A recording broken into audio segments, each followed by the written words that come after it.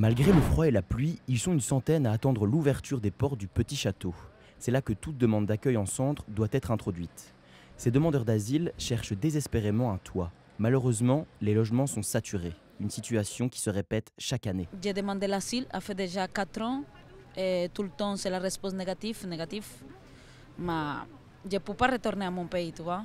Ici, en tout cas, je suis à l'université maintenant, à mon étude d'infirmière. Et bon, nous attendons. Café, sandwich ou bouteille d'eau, les ONG sont sur place pour apporter leur soutien et dénoncer le manque d'aide. Ça fait une quinzaine de jours qu'il y a des files devant le petit château puisque Fait d'Asile a un problème de capacité et ne peut prendre très peu de gens qu'à la fois chaque jour. Et donc les gens restent dans la file en se disant si c'est pas aujourd'hui, ce sera demain.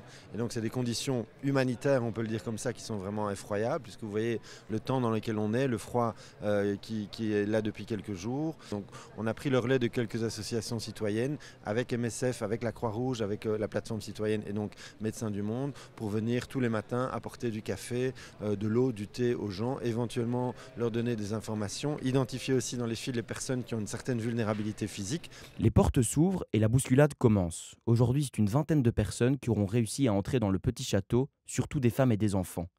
Mais de nombreux hommes, pour la plupart afghans, palestiniens ou libyens, restent dehors. Ils reviendront donc les jours prochains, une situation qui se reproduit chaque année. Un manque d'anticipation classique. Chaque année, à la même période, on se retrouve ici pour la même situation, couplée à une volonté politique de laisser la situation se dégrader. D'abord, le gouvernement a donné son accord il y a quelques semaines sur l'ouverture de 5000 places. Donc ça donne déjà une indication du nombre de places qui sont nécessaires. Au jour le jour, on voit par exemple hier que 200 hommes seuls, 200 hommes seuls n'ont pas pu rentrer dans le dispositif. Et c'est globalement comme ça depuis une bonne quarantaine de jours. Et donc c'est la moyenne. La situation s'aggrave de jour en jour jusqu'à en arriver à des cas désespérés comme celle de ce mineur ramené au centre par des inconnus.